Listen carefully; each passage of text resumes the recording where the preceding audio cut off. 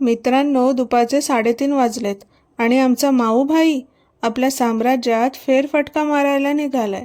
बघा कसा राजासारखा चालतोय. अरे वा, माऊ साहेबांना आता अचानक काय झालं कोणास ठाऊक, पण त्याची नजर या गवतावर खिळली आहे. कधी दुर्वा तर कधी दुसरं गवत.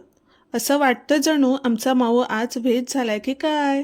बघा किती वेळ झाला गवतच खातोय. कदाचित त्याला वाटतंय तो मांजर नाही तर छोटीशी गाय आहे. पण खरं सांगू का, मांजरांना गवत खाताना बघणं जेवढं क्यूट वाटतं तेवढंच ते मजेशीरही असतं. माऊ, काय बेत आहे? आज डिनरमध्ये गवतच खाणार आहेस का? मांजरं गवत का खातात याचं शास्त्रीय कारण म्हणजे मांजरांना गवत पचत नाही. त्यामुळे गवत खाल्ल्यावर त्यांना कधीकधी उलट्या होतात.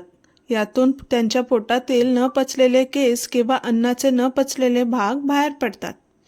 गवताच्या रसामध्ये फोलिक ॲसिड नावाचं व्हिटॅमिन असतं, जे मांजराच्या रक्तातील हिमोग्लोबिन वाढवण्यासाठी गरजेचं असतं. कधीकधी मांजरं फक्त चवीसाठी किंवा कंटाळा आला म्हणूनही गवत कुडतडतात. आता बघा ही दबकी पावलं.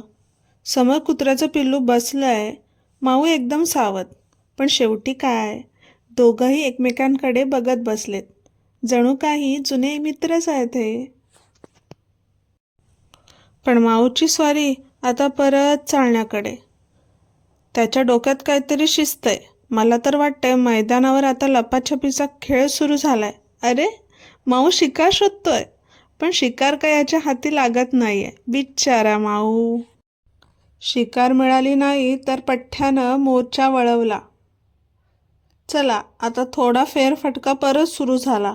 याला कंटाळा येतो, नुसता चटमट्या आहे एक प्रकारचा. आता याच्या डोक्यात अजून काहीतरी शिस्त आहे. थेट स्टार फ्रूटच्या झाडावर बघता बघता माकडासारखा भरभर चढला.